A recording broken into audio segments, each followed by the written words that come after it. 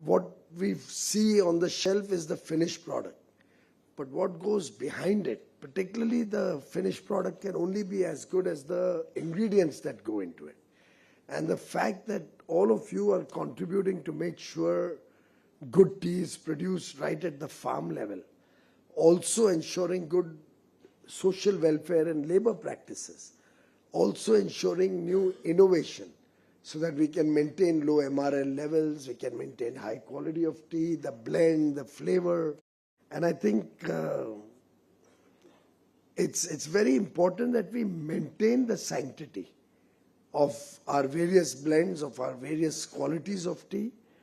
And any conversation that Sankala Foundation and all of you have had today will, I am sure, lead to some inputs to us in the ministry or to the tea board on what more we can do or how we can do our job better to protect this industry. It's a very important industry. We are probably the second largest manufacturer and the largest exporter of tea in the world. So many decisions that he takes are focused on labor welfare, focus in making sure our small tea growers, small industry participants, small shopkeepers, small restaurants have a better deal in life. And therefore, what you are representing in this room is not just an industry, not just tea. It's something that binds 1.4 billion Indians together. Collectively, we'll have to ensure that every ingredient that goes into tea, right from tea leaves to packaging, the design, the information flow, the traceability of the tea. I heard there was complaints that some teas were being mixed with imported tea, which was not of the highest grade. Now, that only happens when somebody in our value chain is not doing his job honestly. Maybe some of us, the youngsters, could come up with traceability using blockchain technology and help us through the production cycle to maintain the sanctity of tea that we are selling in the market.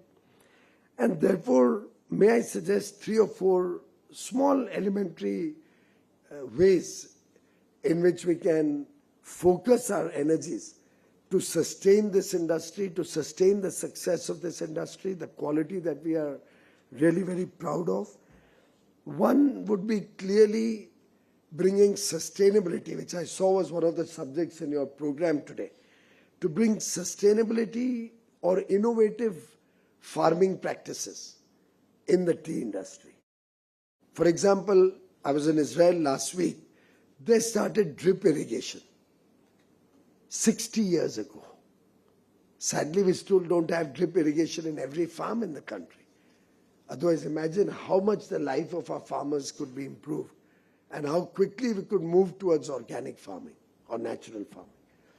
If we in the tea sector could look at these, some more innovative practices, focusing around sustainability, even packaging, we could have biodegradable packaging or eco-packaging, ecologically friendly packaging.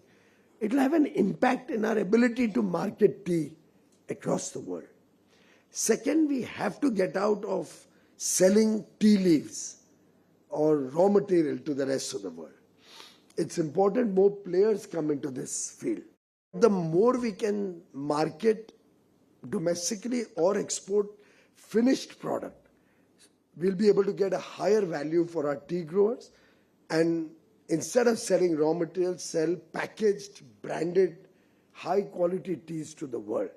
I think that really should be a collective goal and a vision of the entire industry.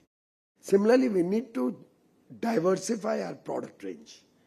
We'll have to have newer types of tea, newer blends, newer mixes, newer varieties, so that we are continuously offering customer choice, new opportunities to taste something better and different. One area where I need help, and I was asking if Sankalp could get involved in Assam, West Bengal and the tea gardens, is skilling our youth. Can we have the tea gardens children get better opportunities in life. It'll be great if we can identify vocational talent in these children, what they are most suitable for, and give them a high quality skill so that the farmer family is not relegated to permanently being where they are. That will also help you introduce mechanization or some smarter ways of doing tea plucking, which is less tedious and maybe help our farmers earn better. Because I'm told many times the tea farmers are paid based on the output that they come out with. So can some researchers or some scientists look at tools that we can provide those farmers? Then again, the ministry or tea board or well-meaning companies would come forward and support the farmers to increase their incomes.